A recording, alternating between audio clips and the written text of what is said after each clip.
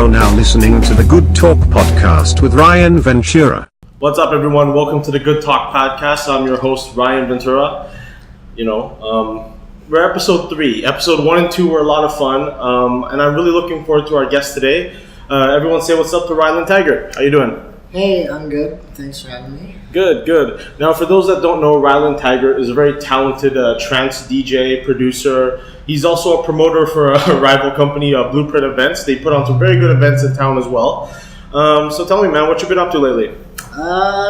Just working on a lot of music, finishing up flying for the summer. I got that going on. Bunch of new stuff coming soon. Cool. Yeah. So, how did you get into this whole thing? What inspired you to get into trance music?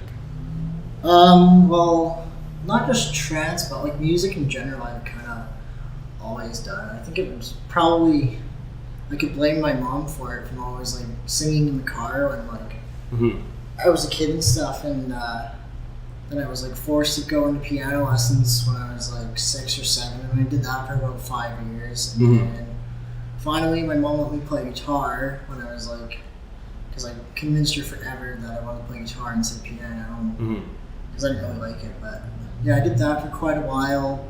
Actually played in a band at school, and it was kind of funny because we actually played a Christmas concert once, but we were a metal band, so nice. It was kind of polar opposites of the holiday. But yeah, so I guess I went from there, and I always liked what I always liked about some kinds of metal, for example, would be some would be very orchestral, you would have kind of classical music influences, and I always liked that piano too. If I was doing a song, I always want to learn all the really old classical all the old classical songs, Beethoven, Mozart, stuff like that, right? And then I think that's how trance kind of caught my ears. It was a lot. I noticed it had that. A lot of it has that similar influences from classical music sometimes, guys like Andrea. Was there anyone in particular that introduced you to this genre? Any friends in school, family? Yeah, it was probably my good friend Chris at work, which is kind of funny because I actually just got him into DJing with us for all the trance shows now too. But he used to always play group therapy at work, and right on. I think he started listening to trance because I think he was at EDC 4 or 5 years ago, and Dash Berlin always does the closing sunrise set or something, and he really liked that, and then kind of went from there and just started sharing with everyone at work, and I don't know, caught my attention, and then yeah, pretty much. And so you just kind of naturally fell into it, so you heard this music, really enjoyed it, and you wanted to make it yourself? Because prior to that, I did listen to electronic music, but not really compared to what I did afterwards. I don't know, I was a pretty big fan of Deadmau5 and Skrillex and all them in 2010, 2011 or whatever, when they were first starting to get big, and I don't know, I never really listened to it on a regular basis until I guess I could say about then when I started listening to trance. Nice. Was there any artist in particular that was the gateway drug? The gateway, yeah. No, for sure. And I think there's a lot of artists like that too. I know people complain about guys I know Armin, for example, who plays a lot more big room stuff for half of his set and plays more trancey stuff towards the end. But I think that's actually a good thing for trance in general, because it will get a lot more people interested, because a lot of you're not going to just go listen to a new genre of music and then go find the most underground weird stuff out there. You're not going to go straight to that, right? Of course. So I think for example, something like that, someone who might catch Armin at a big festival or something might be oh, I like this. He has a State of Trance radio show, and they listen to that, and then then their like tastes kind of expand on their own, right? Yeah. But I think for me, what was it? There was this one song in particular I remember. It's actually a Paul Van Dyke song, and I remember I heard it for the first time. I just thought it was like the coolest sounding thing ever, and I like listened to it like every day forever. And then I think it was about a year later. I don't know. It was a few weeks before Paradiso down in Washington, and who was on? I was like looking up who was playing. I was trying to like search like some of the names of people like I haven't seen before, like so I wouldn't like go and like I don't know, you go to like a music festival and you don't want to see like everyone you've already seen like 20 times before, right? So True. I was looking up, and then I think Andrew L was playing that year, and I looked up. What year was that? 2014, I think. I'm gonna say. Okay, cool. So I found his stuff, and a lot of his stuff is based on like classical music, because like he grew up as like classically trained like musician himself. So I kind of noticed that, like that kind of clicked with me. And then I remember I saw him at Paradiso. Like none of my friends like were into trance at the time, like the people I went with, and I ended up just like going by myself. And like there's a whole bunch of people with like Vancouver Trance family flags and stuff, and like I know. I just kind of like went up to him and was like, "Oh, hey, you guys are from Vancouver?" Like, yeah. And I know I still don't know who they are, which is funny because I know like most people. I hopefully I find out who it is one day, because they I just like went up to them like, "Oh, you guys are from Vancouver?" And they're like, yeah, and I know they were super friendly, and like we just stayed there for the rest of the night, and that was pretty cool. So. Man, that must have been nuts though, because like you're going to like different state, like you don't know the scene very well, and you decide to adventure it on your own. Like, what was that like? What was that like? I don't know. It was like I really wanted to see him after listening to his like I don't know. I think it was like maybe his radio show or podcast or something. I don't really remember exactly what, but I know. I asked everyone, and they all wanted to go see something else, and I was like, well, I don't really care. I want to go see him. So I did, and it was kind of, I guess, intimidating at first, because you kind of just head somewhere by yourself. You're seeing like new kind of music, and like somewhere you're not from. You don't really know anyone there, but I know. I thought it was pretty cool that like everyone like from like Vancouver Trance family was like, "Oh yeah, you're coming, just like hang out with us and stuff," and like So now, like, sorry to cut you off. Like, what's your involvement in the Vancouver Trance family? Because for those that don't know, the Vancouver Trance family is a big online group of people that are all in love with the trance music and the movement. And Rylan Taggart, like, he's a predominant guy that's in the group who releases music, and like, you open up for big DJs in town and things like that. So like, what do you do within the group? I'm kind of I guess I'm just like a Vancouver Trance family DJ, because I play most of the shows under Blueprint, like the trance shows. So that's like my role. And then like as far as like the like more like promotion side of things, I'm like some shows I get put in charge of, and for like marketing, the usual, or like just giving ideas out to like who to book. Stuff like that. Cool. Now, like, do you like know like the backstory? Because like I'm actually not very familiar with the backstory of like the trance family. Like, how did it come about? How did it become as big as it did? Because like they're a pillar of the scene, like here in Vancouver for electronic music. Like, if it wasn't for groups like VTF or the Hardstyle Vancouver family, there wouldn't be a lot of like artists and DJs that you would see come to town if it wasn't for groups like that.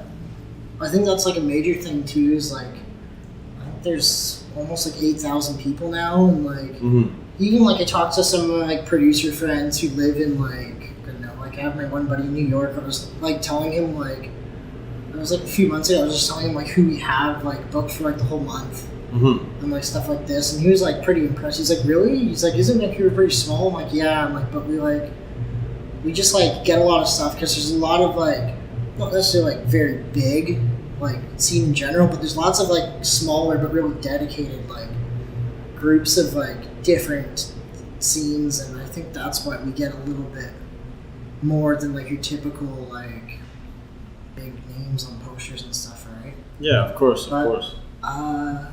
As you started it and stuff, I'm not really sure who started it.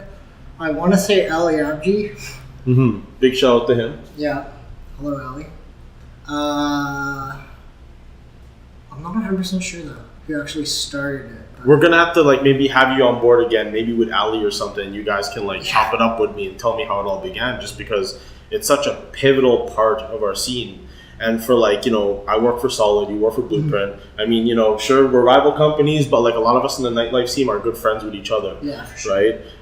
If it wasn't for groups like VTF or Hardstyle Vancouver, like both of those promotion companies like would not know who to book. Right? But anyways, like onto like your music, like, you know, what have you been releasing lately? What are some projects that you've been up on lately? Well, like, it's like trance in general is kind of always seems like more of like a more underground thing. Like apart from like Above and Beyond, Armin, like I don't know, let's say Gareth Emery. Yeah. Apart from like I don't know, like the big like 4 or 5 like really big like headliner names, everyone else isn't like I don't want to say like as big, but they're not like main stage at EDC like playing stuff like that. But yeah, apart from them, it's more, I don't know, it's more looked at as like a more underground genre, and like, I think there's like, that's like a good and like a bad thing almost, because I feel like a lot of people like hear the word trance and they like automatically think of like, I don't know, like old school rave parties from like I don't know, like the early 2000s, like late 90s even, or like. Because like that was like that was like, yeah. You know, one of the dominating, I guess, genre in the electronic scene, like in the early days, yeah? Yeah, like old school Tiesto and stuff. You always see those like YouTube videos of him playing like everyone would talk about how stadiums in Amsterdam. You know? When he used to use vinyl, like I've seen like a lot of those YouTube videos. Yeah. He was amazing back in those days. Yeah, that was like the big deal back then, right? And I think a lot of people like kind of think it's just the same thing and it's kind of died down, but like.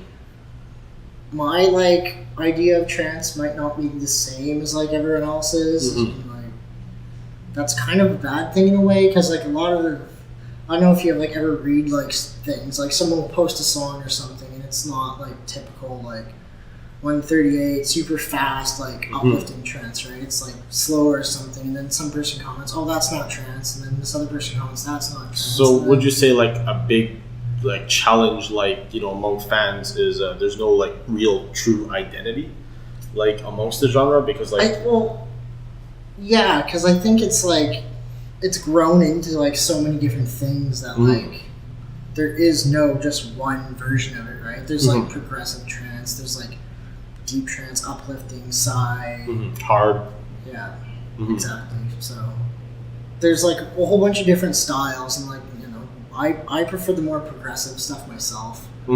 It's a bit slower, has a bit more like groove to it. It's not so like in your face. That's like just what I like, but I've always liked more like progressive music in general. Like I didn't really like death metal when I like was into that back in the day. I like more like more instrumental kind of stuff like that. So that's like what I like, and like I'm kind of trying to find like my own way of like making trance, which is still like true to the like genre in a way, where it has like the I don't know that like certain feel to it, but I don't know it like appeals to like more people, but still sounds like different than like other things. I think that's kind of like basically like, you know, like everyone else is doing, just putting your own spin on it. Yeah, exactly. So, like, do you have any, like, upcoming releases coming up? I got, like, a billion projects in the works right now. Nice. I'm glad to hear that. I got a remix coming out. The label asked me to do it last week, actually, and it's definitely a bit different, but I don't know if anyone heard my, like, last remix. It definitely was more on the Eric Prydzi, Dead Mouse kind of, like progressive house kind of thing. But I don't even know what to describe this, what I've got going on. And I'm like, when did I start that? I started like, I know, last week sometime. I'm like actually almost done, which is weird because, what was it? My first like solo release took like 8 months. So, I know, that's good. I don't get sidetracked as much, I guess. Cool. Like, but I got that. That's coming out. I think it's coming out with the original and a few other remixes on this too. I'm not 100% sure, but yeah, I got that, and then nothing else like planned. But I got like lots of music. I just haven't done like. I haven't quite finished it. Like, well, you know, you have lots of projects, you got lots of music coming up. Like, I mean, you must, like, encounter some sort of, like, I don't know, writer's block, I guess, right? Like, yeah, all the time. Like, what are, like, some of the ways that, like, you would combat that? Because, like, I know I get that from time to time in my own personal work and stuff, and I get sidetracked completely. But, like, do you have, like, any type of techniques to get over that?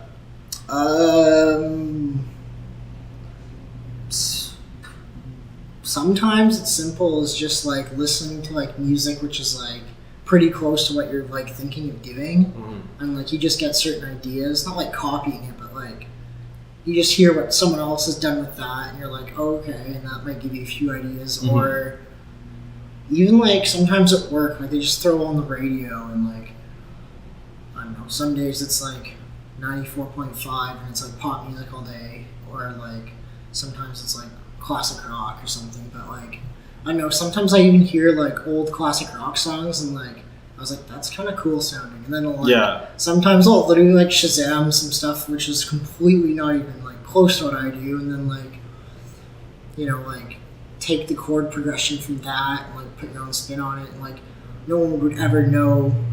I don't want to say like stealing, but like you're just inspired by it. I think you know Kashmir, right? Yeah, I love Kashmir. Yeah, like his track Secrets, like the he actually got the chords from what do you call it? What's that song? Heads Will Roll by I didn't know that. by A-Track. Nice. If you like listen to them back to back, you'll figure it out. I mean, like both the songs don't sound anything alike, but he like was stuck on a song and like couldn't figure out what to do with the chord progression. Like just that came on or something. He's like, hey, that'd be cool, and he like took the chords from that.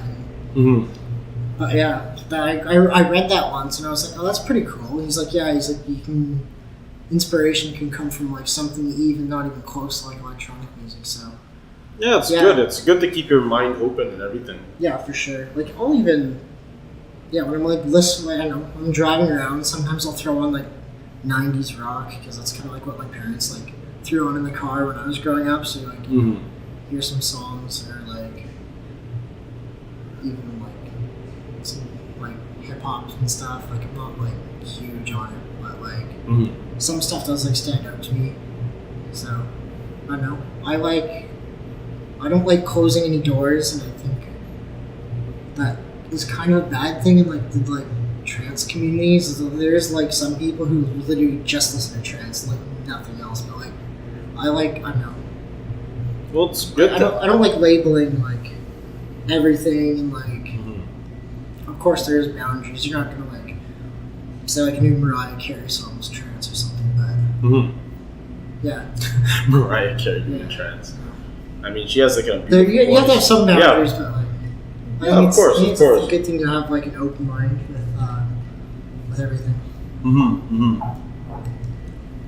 Well, like, you know, I mean, I'm like, I wouldn't say like I'm like the biggest trance head. Like that's one of the reasons why I wanted you to come on the show and like, you know, educate me a bit. Like, I mean, like all the trance stuff that I like, I guess it's what you would call the mainstream stuff, right? Like, I mean, like recently I just started getting into Ali and Fila because you know, I had to promote for their event last January when we had them in Harbor. Yeah, so I got into it, and I'm like, whoa, these guys are amazing. You know, guys like Marcus Schultz and Ferry Cordston, you know, stuff like that. Like, you know, stuff that like I didn't necessarily grow up on and everything. Like I learned everything that I know about trance is from people like you, and from all the stuff that's put on the Vancouver trance family. Yeah. Yeah, I think that's cool too. Is like I like drive a lot of artists for like Blueprint and stuff too. So sometimes I'll like literally like get a schedule or something to them, but you're like, I have no idea who this is. Yeah. And then like literally I'll look them up and be like, damn, they're good. And like I'll actually like stay for the show and like watch them and be like, oh, that was cool. So I don't know, sometimes like something you have no idea what it is turns out to be like really, really good. Like, yeah.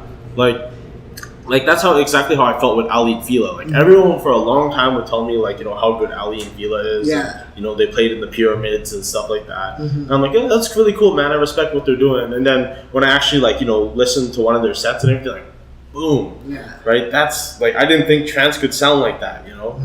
It's great stuff. Like, I mean, like, is there any like one out there? Like, I mean, you mentioned like a lot of popular names like Andrew Rayel, Gareth Emery. Like, who are some like guys out there that you can recommend to new guys like me? Yeah, well, even like Ali and Feel is more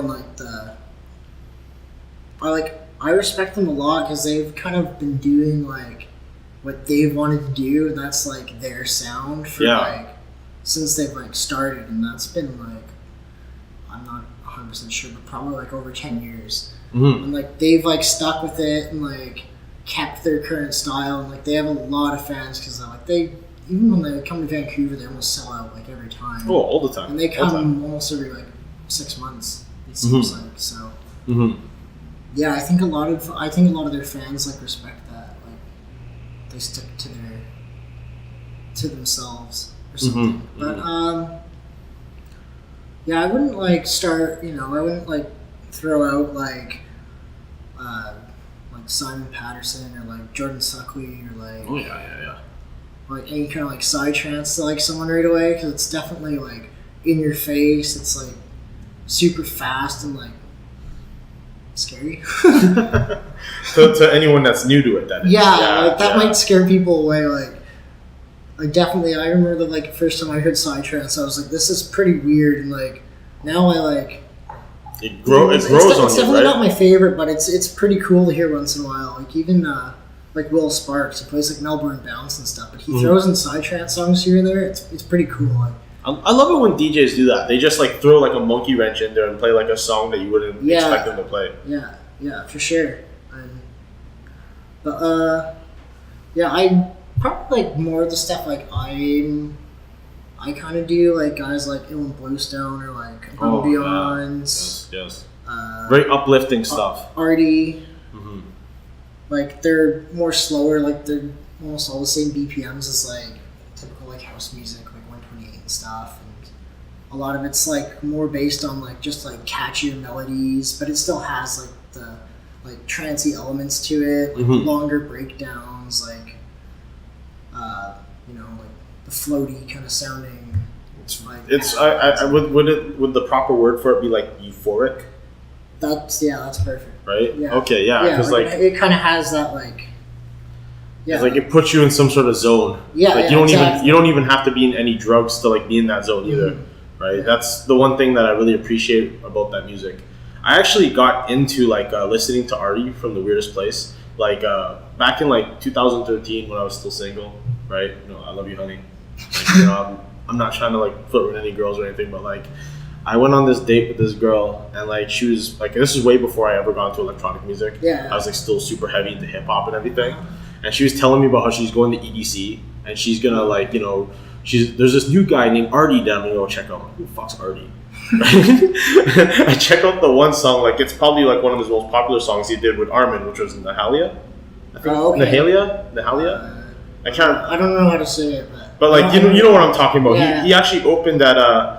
I actually went to like Armin Intense like a few years back when we had him at the Coliseum. Yeah. And like he opened with that song, and like I was like, oh shit, that's the song that I heard. Like when that girl introduced me to Artie. Yeah. But that's when I was in that zone. Like, you know, I didn't need to be on any kind of substance to feel like, I feel like I'm in space. I'm in my own world. Yeah, I think that's like kind of the idea.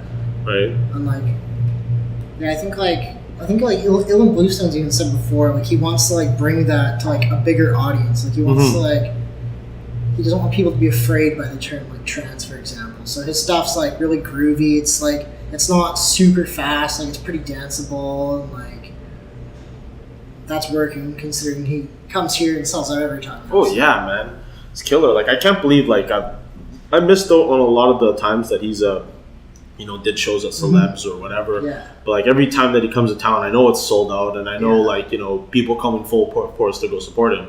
Mm-hmm. Yeah, he really kind of just started doing his own thing, and that's definitely caught on. So now, like that's like a cool thing. We talked a lot about your music. We've talked a lot about the trance genre. Yeah. For a lot of us, it's a mind-opening experience to go to your first event. Yeah. What was your first event? My first ever electronic show? Yeah. It was in 2010.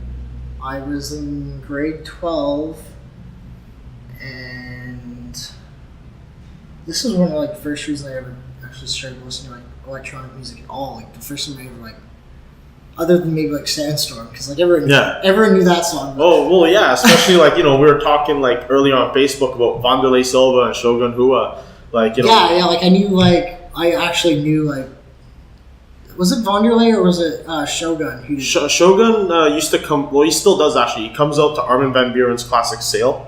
Yeah, that's his song. That's been his song for years. But Sandstorm was Vanderlei. Sandstorm or by Darude. That's Vanderlei Silva's song. Yeah. Right. Yeah. Yeah, I remember that the Pride days you'd come out and I actually remember that song. I think it's from 1998 or something. And I was 6. I think it was the year 2000, man. Because when that song came out, I was in grade 7. How old were you in the year 2000? 2008. No, you were 8 years old. Yeah, I was born in 92. So okay, so you were in the 3rd grade then, 3rd or 2nd grade, I think. I think so. Yeah. So when Sandstorm blew up, I remember. I just thought it was the weirdest song. I remember when Much Music and MTV had music videos on. The music video would come on. I don't know. I just got kind of creeped out by it, which is weird because it's Sandstorm. It's probably one of the top 5 legendary electronic songs of all time. Yeah, but, easily. Yeah, I think everyone agrees on that. No matter where you go, when someone randomly just throws Sandstorm into the set, everyone will know it. Yeah, everyone knows it, and people lose their shit. Yeah. Right. Yeah. We were saying what was the first event? Yeah. So was it my friend had a German? Wait, no, her cousin was a German exchange student. Okay. And she came over and being from Germany, they're kind of a step ahead of us with electronic music, especially around 2008, 9-ish, right? Yeah. It wasn't really that big here. Mm-hmm. I think probably 2011, 2012 was when it first started to get big, and then. Mm-hmm. But I remember, and my friend, she would just show me songs and stuff like that. I'd be oh, that's pretty cool. That's pretty cool. And I think I eventually found Deadmau5, and I always just liked his stuff because it was I always liked his chord progressions and stuff. And it was 2010. The Olympics were on, and it was in Vancouver. They were hosting all these free shows for the Olympics, and it was in the park in Yaletown. It's funny because my grandma actually was right across the street. But, that's awesome. But yeah, I remember Deadmau5 had a free show there, and I was pretty into most of his songs at the time, and it was free. So me and a few people went. And I thought it was oh, this is super cool. I've never been to anything like this before. Mm-hmm. So that was my first, and to this day, he's still one of my favorite producers ever. He's been here. He's been to town quite a bit. How many times have you seen him since that first show? I'm trying to remember. Were you there last year at Holland Park when he was here for Faded? Yeah. Of course, yeah. Yeah, I went to that. Remember he played Contact one year. I was there. I remember a lot of people didn't like that because he played a lot of techno. And playing techno to an all ages event isn't It's not. It's younger people don't want to hear super underground techno from Europe and stuff. But I mean, I honestly wasn't huge on it either, and now I am a lot, which is funny. But I remember that. So I've probably seen Probably only like 3 or 4 times. And every single time, like, he's blowing your mind? Yeah. I don't know. I look at him as more as like a producer. Like, he has like those like 9-hour live streams. Yeah. Like, where he'll literally sit down for 9 hours and like he'll record himself making music and like straight. And, like, sometimes he'll like literally start a track, finish it, and then it gets released. And it's pretty cool because like you get to see like the progress. Not that many like people are like that transparent. It's like, so I would really respect him for that. Like, he literally like there's like nothing hidden. Like, he literally watched it from like just a kick drum to like a whole track, and he like literally just for 9 hours straight. Like, he doesn't even take out your break to like eat. It's crazy, man. Not even to take a piss or anything. Well, I'm pretty sure you have to. You have to take a piss every once in a while. But yeah, like me, I'll work on something for like 2 hours, and I'm like, he's an interesting personality, that guy. Yeah, for sure. Like, I mean, I greatly respect like the art he makes. Sometimes, like, when he like, you know, trolls people or whatever, like, I'm like, maybe you didn't need to say that, man, because like you make a lot of money already with your shows and all that kind of stuff. But other than that, like, you know, whether you like him or not, like, you can't deny that he's super fucking talented. Yeah, and he's definitely one of the like pioneers like out there. Like, everybody like. Well, if it wasn't everyone was down with Ghost and stuff, and like, everyone. Like that. You didn't even have to like electronic music to get into that song. Yeah.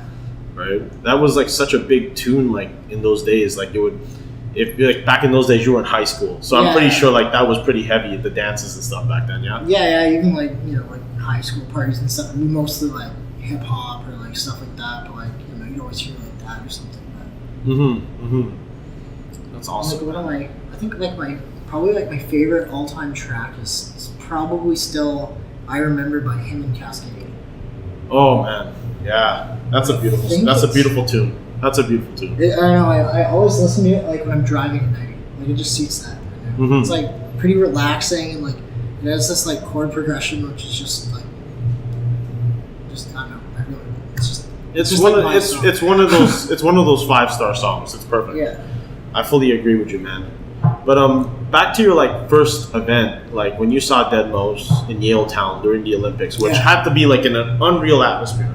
Just because, like, you know, 2010 Vancouver Olympics, that was probably some of the craziest times in our city's history. Yeah, that was definitely like one of the like peaks of like Vancouver history. Like, everyone can agree on that. Yeah. I mean, I remember like in 2010 when that happened. I think I was about I was like 21, 22 years old around that time. I wish I was like the age I am now to like really appreciate it and get into it. Yeah, that's like, you know, it was like 18 and it was just like, you know, it was a bunch of sports and stuff. And I mean, it was pretty cool to like have everyone in your like hometown, but like I was even like looking back like some of the events there was, and it was like crazy. Like, holy shit! Like it was like 2 weeks straight of like all the biggest artists in the world came and played for free. For the most part, like a bunch of them were free. A lot of them were free. Yeah. The only things that were expensive, of course, is like if you went out to eat, if you went to go drink, if you went to go to the clubs. Like, dude, like I remember back like in 2010, there used to be this club called Pop Opera. You know Pop Opera? I've actually never heard of it. No, Pop Opera. Like I can't remember the address of it, but back in 2010, it was a super popular club. Okay. Dude, like cover like before the Olympics was about at the door $9-10, right? Yeah, typical. You fucking go to the club back in like the 2010 Olympics, they just jacked it right up, man. It was like $30 covers at the door, and like it was just like no one was there. And then you'd have like the odd like people show up. Like I think when I went to Pop Opera that night, like randomly like the Swiss bobsledding team came out. I read so many stories about that too. You'd be like, oh, why isn't Team Sweden doing very good in downhill skiing today? And there'd be like a report the next day of the guys at like a bar or something. Like like there was some crazy shit. I think one thing I would have really enjoyed was like the Heineken Holland House. Oh, okay. Like when they had that there, I think they had some really crazy shit there. Like I even think Tiesto was there, man. I think it was pretty big. Like I have to confirm that like later on. Yeah. But like I know like the Heineken Holland House was like insane. Like some big like Dutch DJs were there. Yeah, probably. For that part, and like you know, it's obviously like you know, free party, but then you'd have to pay a shitload of money for booze and merchandise, etc., right?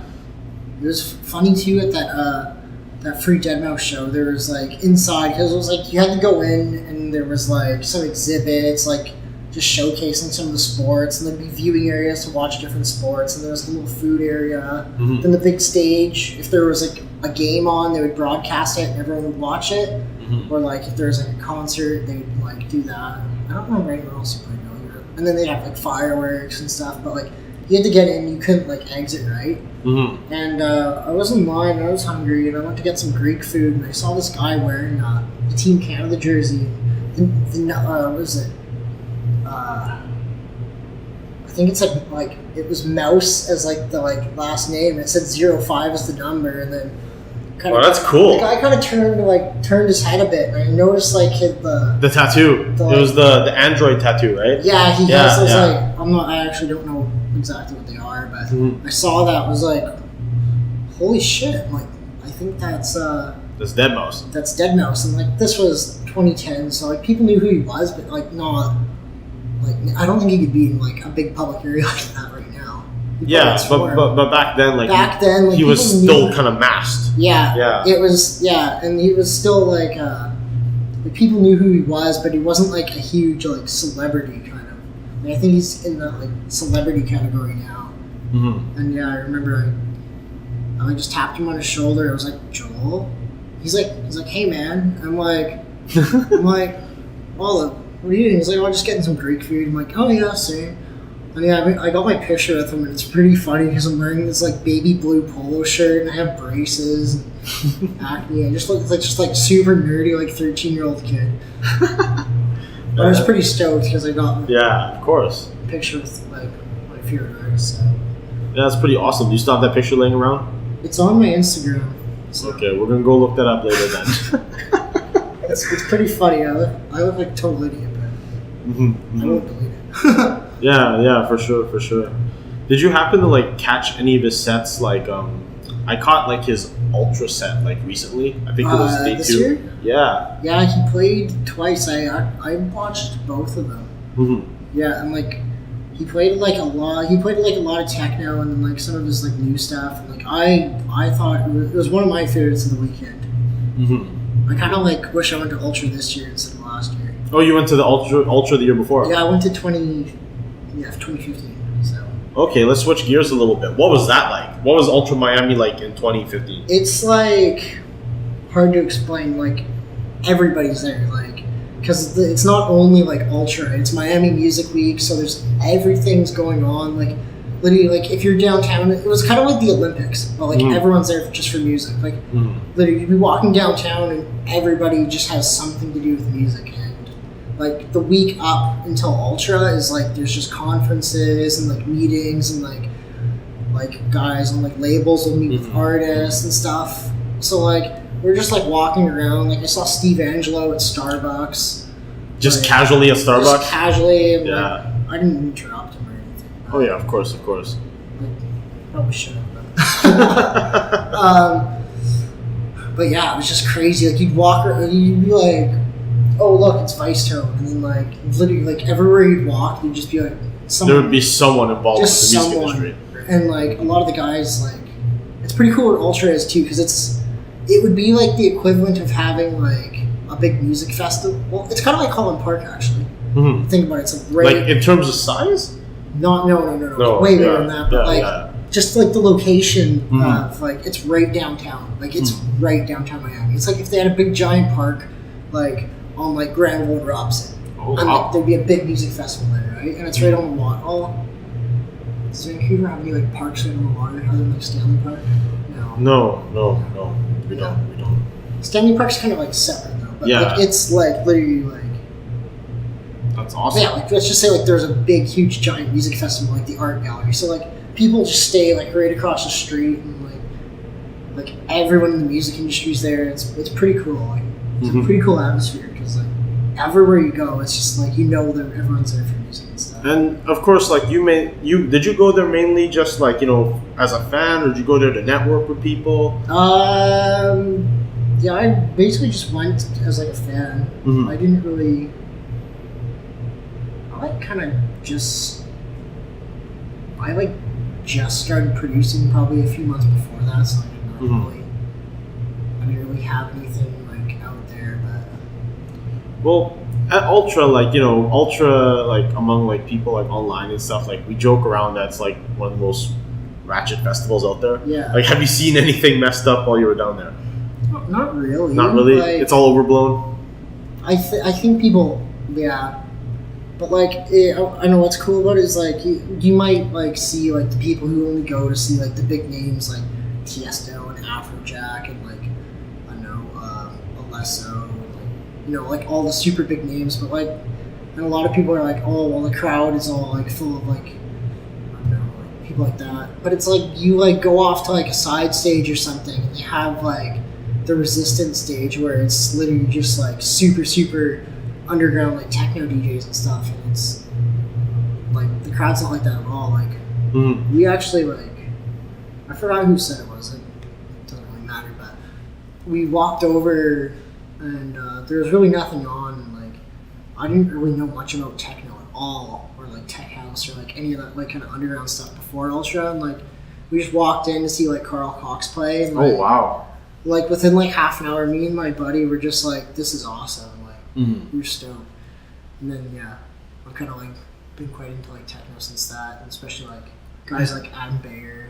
Now, what was that like? So, like, how long did Carl Cox play? Because I know he's, like, well known for playing, like, Super long sets. sets. Like he had like his own stage. Like it was the second biggest stage there. It was the worldwide stage. So it's is that no ultra mega structure. Worldwide's a different one, I think. Or I might be getting them mixed up. I don't know. It's the one with the big tent. Okay, And, cool. Carl Cox on I think the Friday. I think it's Friday, Saturday. Yeah, it's Friday, Saturday, Sunday. On the Friday, he gets his own day, right? So it's like him playing almost the whole day, but with people like who like I know like are associated with him. Like it's Carl Cox and friends. Yeah, Carl Cox and friends. But like he's pretty much up there like almost the whole day. So that's cool, man. And so he was trying to bring that old school Ibiza feeling to like Miami. It's like kind of he's actually doing his last season there. Like Mm-hmm. you know, I think that just started like the last. I'm not sure why, but It's gonna suck when he's gone, man. yeah, I think he's gonna do like Ultra and stuff still, because like he's been literally doing it since like 1998. Like So like yeah, he's one of the pioneers of that big festival and everything. yeah, like he has quite like I think he has like ties to it or something. I think he helped it or something way back when. I'm not 100% sure. I'm just guessing. But yeah, it was pretty cool to see like some people like that who like normally wouldn't see like here. I think we've had Carl Cox before. I don't know. Like recently, I don't recall. I don't recall if you guys booked him or if my company booked him like recently. No, not at all, man. No. Have you been to like any other big festivals other than Ultra? Like I know you mentioned Paradiso. Have you been to EDC? No. Not really. Other than like, like everything around here. I think that's like as big as it gets. Really, like there's only like 2 big shows in town. I mean, not in town, in the world. That's Ultra and that's EDC. Ultra, EDC, and then Right. Tomorrowland. I think I don't know. I always considered those like the big The big 3. Yeah.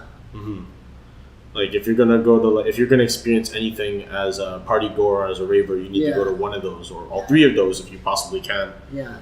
Lots of people do.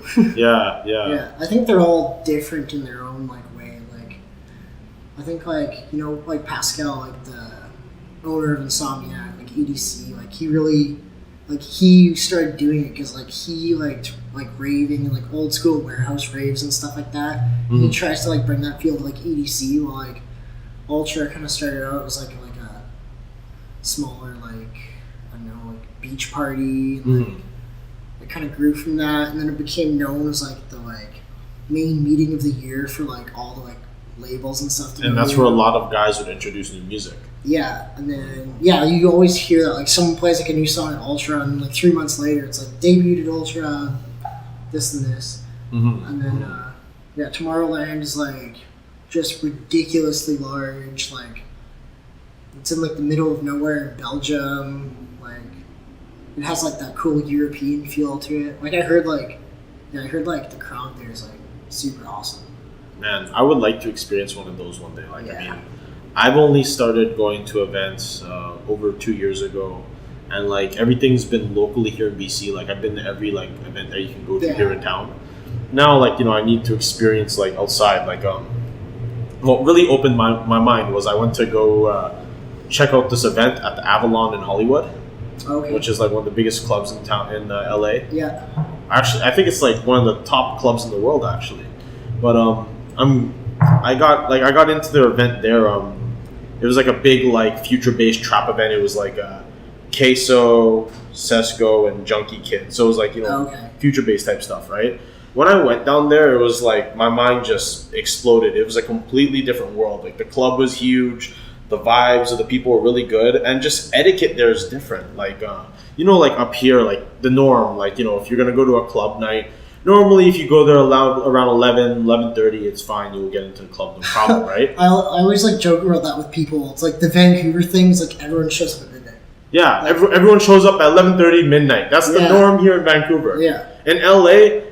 Big mistake. So like me and my girlfriend were like okay, like I mean me and her we were very fortunate. Like I'm good friends with a guy who helped get us into the event. Yeah. And like, you know, we got guest lists. We got artist guest lists actually. Oh, okay. So like when we're there, we're like, okay, you know, just to be safe, like let's get there at 9:30. Like I'm pretty sure there won't be anyone in line.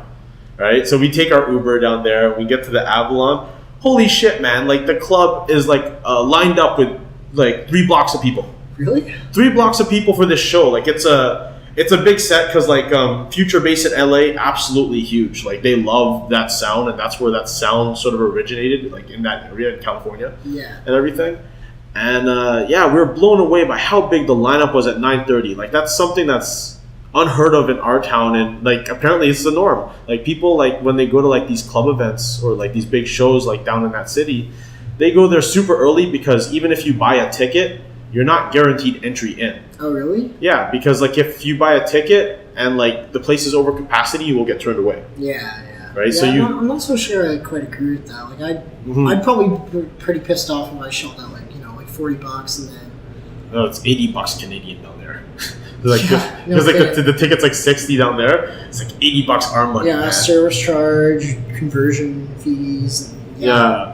So yeah, that's apparently like that's the norm. Like I was like talking to a few other party goers down there, and they're like, "Yeah, man, like everyone goes early." Yeah, everyone goes early. Everyone like goes through that giant fucking lineup, and like, you know, like, and there's a lot of angry people that come out to these events when they come out at like 12 o'clock and they find out that they're not allowed in. Obviously, you're gonna be pissed. You will get a refund, right?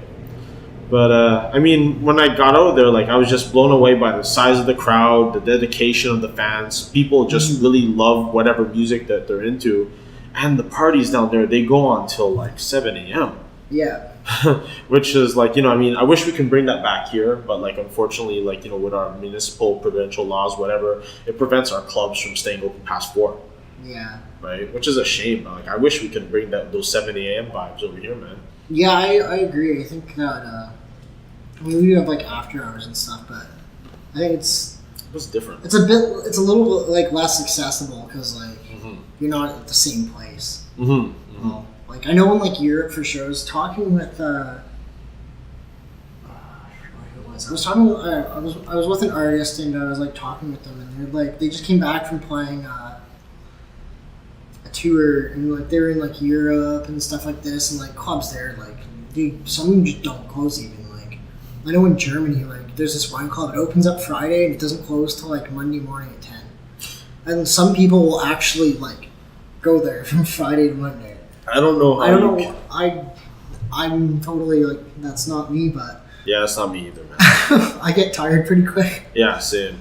But yeah, like I think that totally has like a different like atmosphere to it. Oh yeah, totally. I mean, I think like if you were to find yourself there for like 3 days like straight, like I'm pretty sure you would have to be on some sort of substance. Yeah, that's definitely pushing it.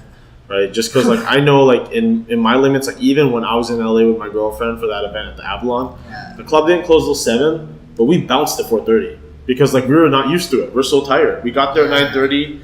By like 4:15, we hit the wall. We're like, screw it. Let's just go back to our place, you know? Yeah. And like, there's still people that went on hard till 7 a.m. And like, a lot of like the headlining DJs, like the cool thing is, they play back to back, or they play like they would rotate. And Yeah, stuff, a lot. right? I've noticed that with like a lot of the.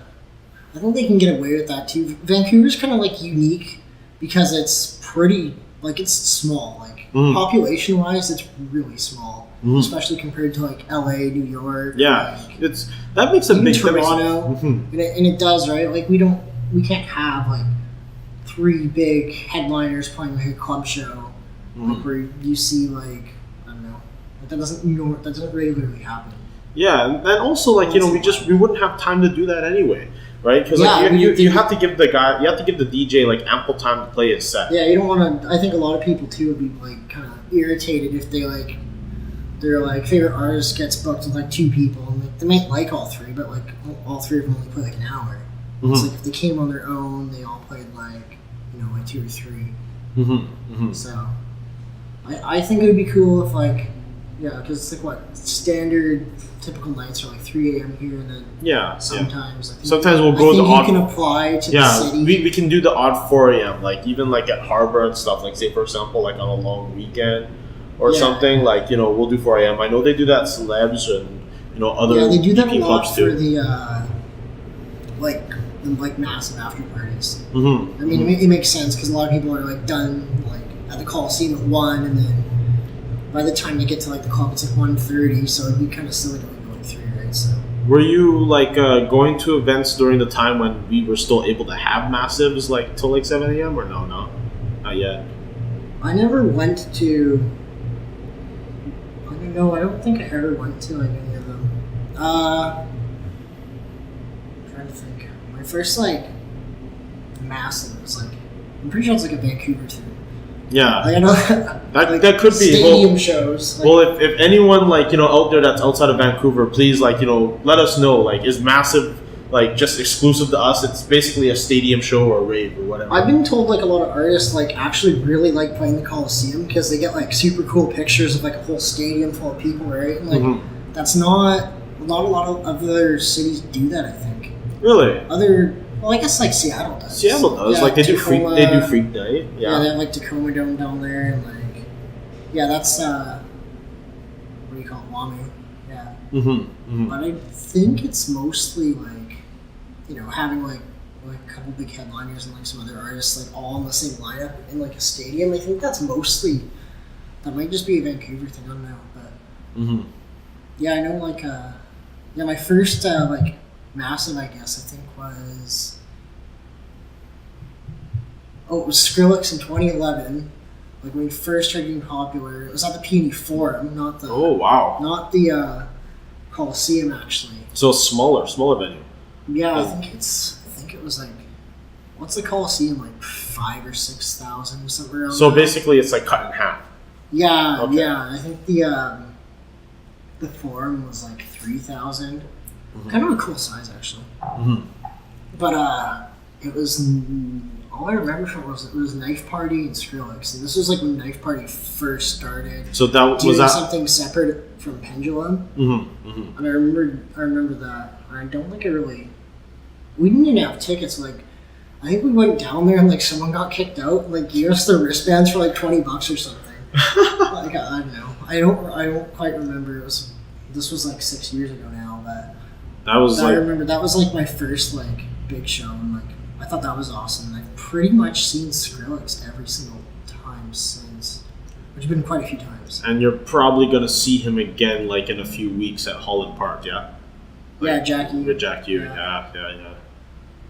I actually quite like Holland Park as a venue. It's like it's pretty easy to get to and stuff too. Right? SkyTrain's right there. Well, as a guy that has grown up like in Surrey most of my life, like I've been all over the Lower Mainland. Like I've lived in Kitts, I've lived in Coquitlam. Yeah. I lived Burnaby, right? But I spent a big chunk of my life here. Yeah. In Surrey, and to have like an event like that at Holland Park, that's like it's kind of like a cool feeling, isn't it? It's a super cool feeling. It's like a big sense of pride. Like, I mean, even though like I don't promote the event, I'm super like happy that something like this is happening in my city, because just a few years ago at Holland Park, like this was a place that you wouldn't want to walk around in, let alone party in. Like this was oh really? Yeah, man. Like a few years ago, like in Holland Park, like let's rewind it back. Let's say 2006.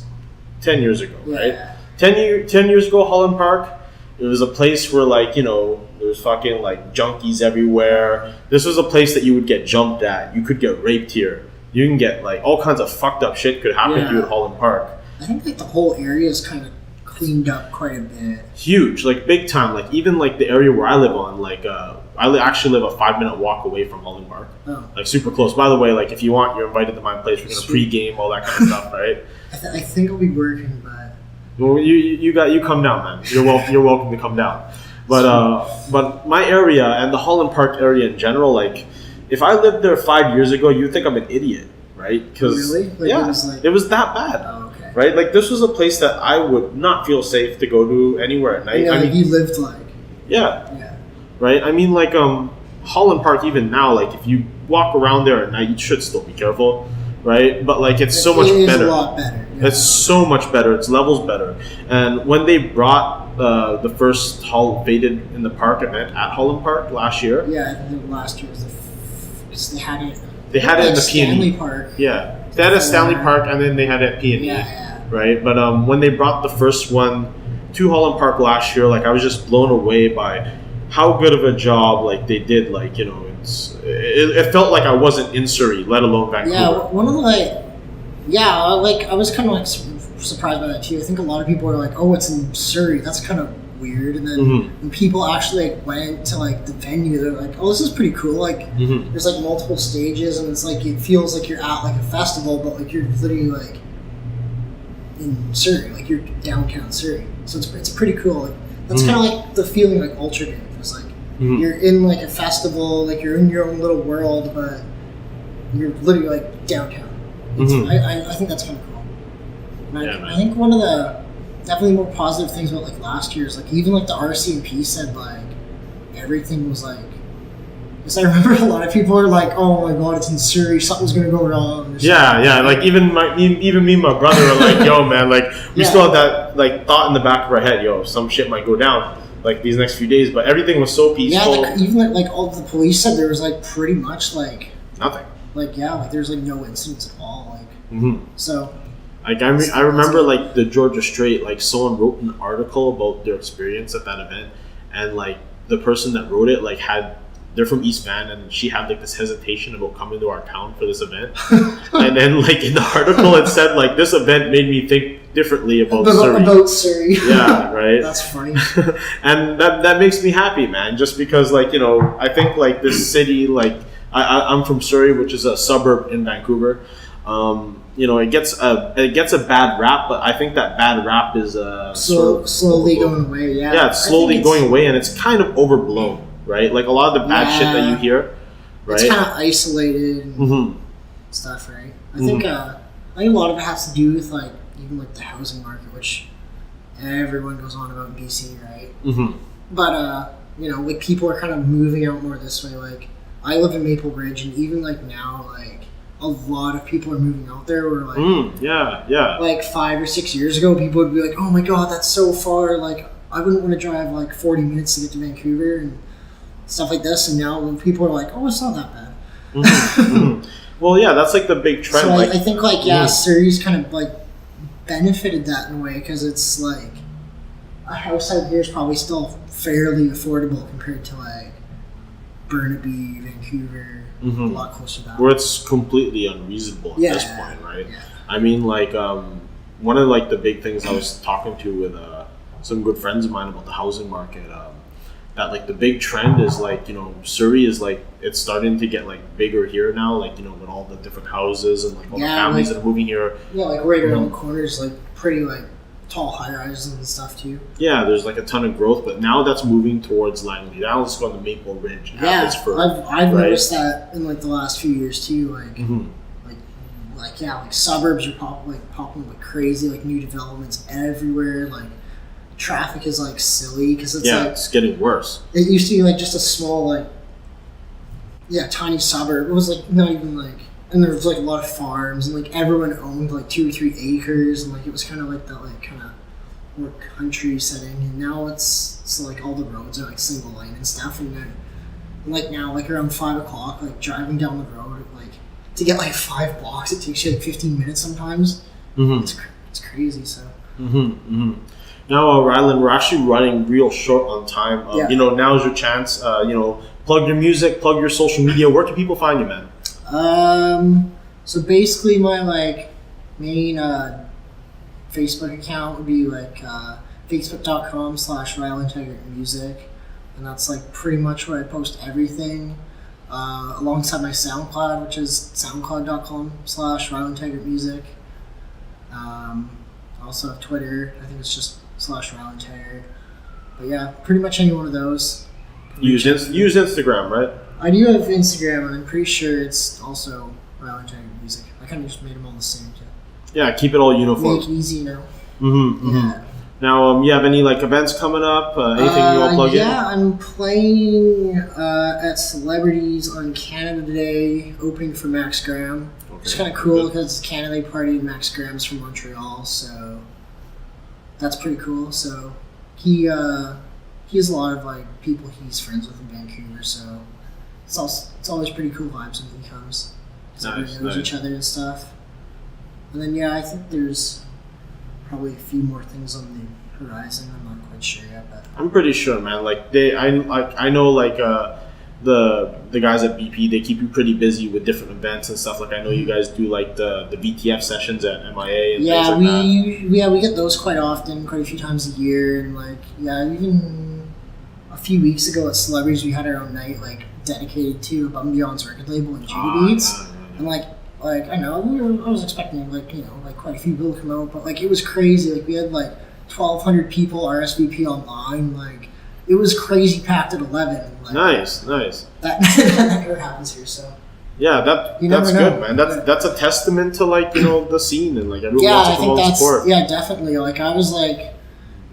was playing at 12 and I just walked outside to quickly check around and everyone and was there's lineups everywhere. I'm seriously? There's not even any headliners. I'm it's me. I'm these people are seeing me. I'm this is crazy. That's awesome. So, I know you got a super good support system. Lots of friends, fans, family, people that come out to support you. That's very awesome, man. Yeah, for sure. That's super appreciated. Everyone, all people in VTF will share my posts and if a track comes out or something, sometimes they'll just be oh, I bought your track today. I'm oh, really? I'm you didn't have to do that. I would have just sent it to you. No, it's fine. I'm it's pretty cool how we have that community which supports local artists very well.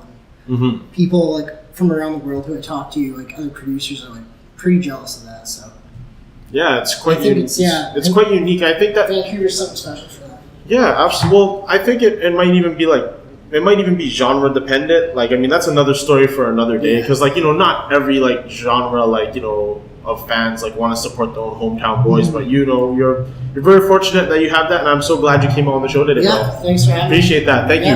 Appreciate that. Rylan Taggart, everyone. As for me, tomorrow I'm going to be recording episode 4 with my old friends in the hip hop world, Chris Blade and Scope Genesis, or Scope G as he used to be called. Got some crazy stuff going on. I don't have any solid events coming up. I'm going to be going away for the weekend. I'm going out of town for a weekend with my girlfriend, and that's it. Episode 4 coming out tomorrow. Thanks, everyone. Thank you for listening to the Good Talk podcast with Ryan Ventura. See you next time.